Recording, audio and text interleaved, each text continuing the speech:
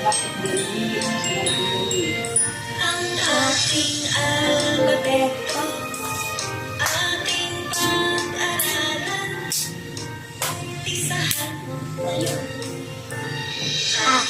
Aso, bola, cactus, daga, plano, French fries, gatas, idong, iiran,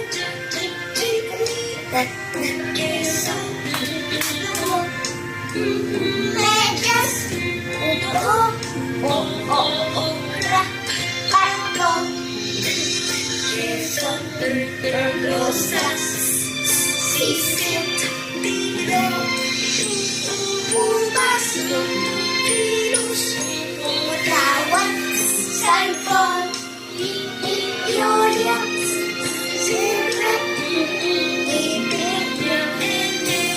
ating alfabeto, madaling pag-aralan, ang bagong kakalimutan, laging tatandaan.